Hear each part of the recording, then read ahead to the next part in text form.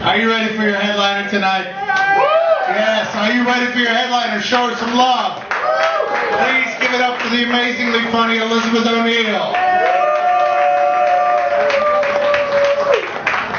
What an intro. I am Elizabeth O'Neill, and I have a confession to make. I'm kind of obsessed with Lindsay Lohan and her fall from grace. So, I don't know if anybody knew, but she was recently on Oprah's Next Chapter. Anybody watch it? No, neither did I. But Oprah was quoted saying after the interview, she really believes that the OWN network is the home for hope for Lindsay to make the turnaround. And she just thinks that, you know, her place in the OWN network with her new docu-reality series this fall will really turn her life around. No more rehab. She's great. She's gonna road to success. We can also see Oprah praying to her neighbor squirrel, her new demigod, and eating off her dead skin flakes after her daily sugar scrub, because the woman's obviously fucking lost her mind. Right? So, unlike Lindsay, I'm not a drug user. It's weird I know because I'm a comedian, but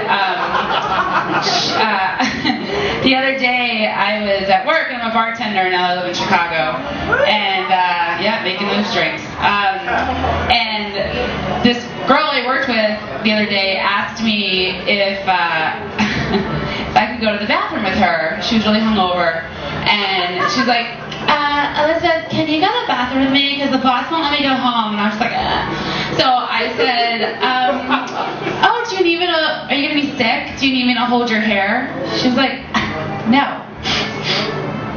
Oh, you need a Kleenex? Okay, hold on, let me go get my purse.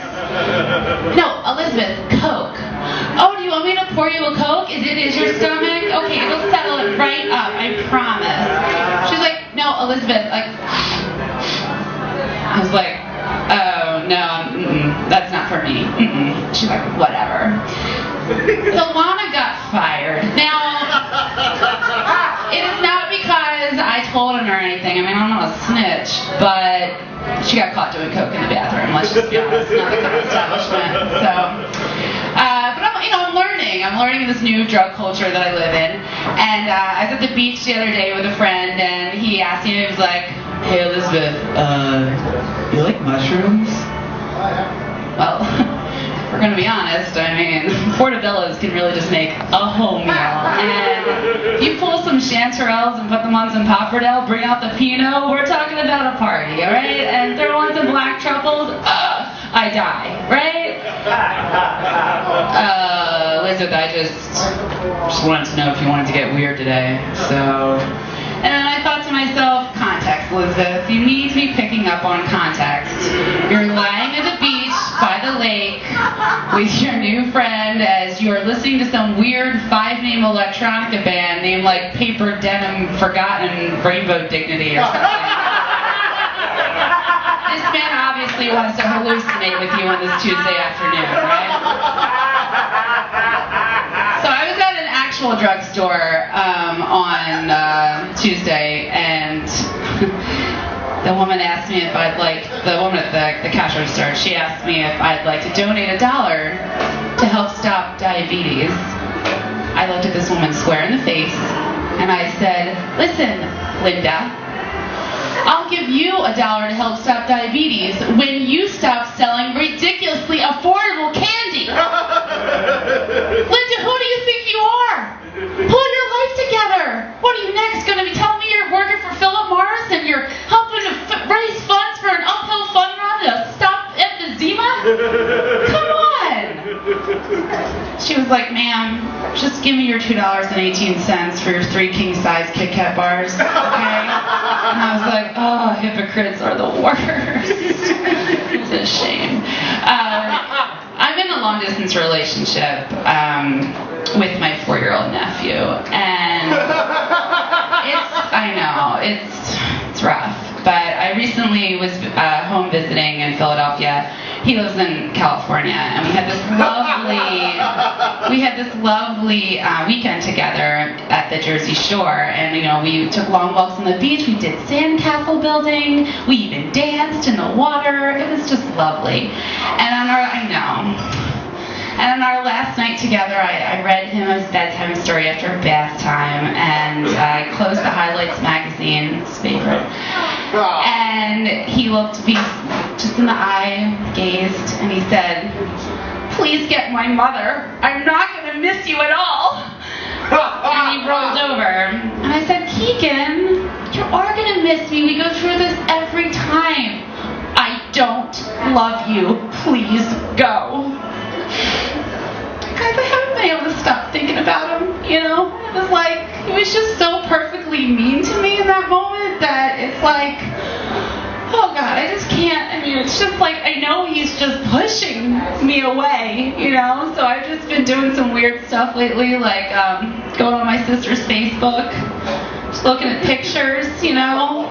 Listen to our favorite song, "You Are My Sunshine," and it's just, I call, you know, and my brother-in-law's all like, "Oh, Keegan's at soccer practice." The next day, it's like, "Oh, Keegan's taking a nap," and I'm like, "Who is she? Just tell me who she is. Just give me a hint. Is it the nanny?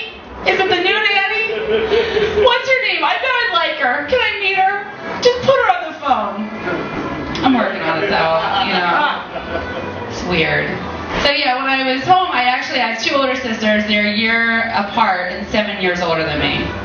And I never really see them in the same room anymore because they hate each other. But it's interesting because I'm like the common enemy, right?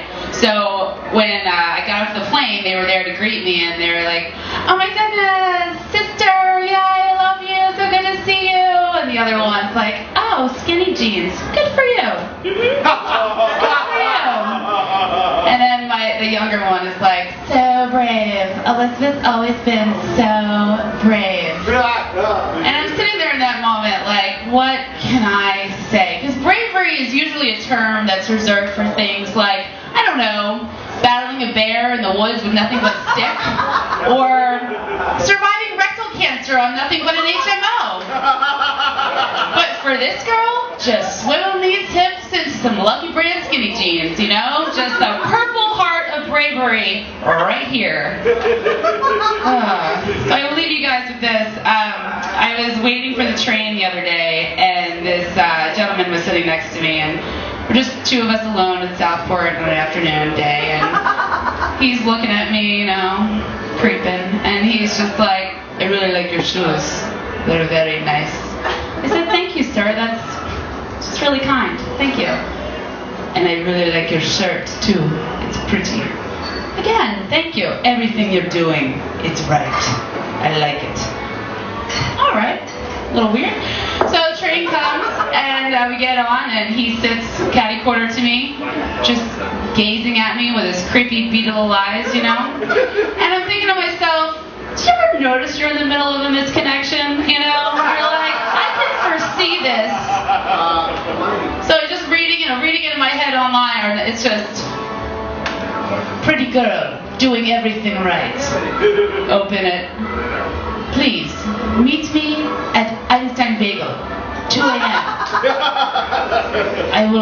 It'll be dark. I'll have bagels. They'll be stale. You'll come with me. I'll tie you up. I'll do bad things to you and make you forget your family."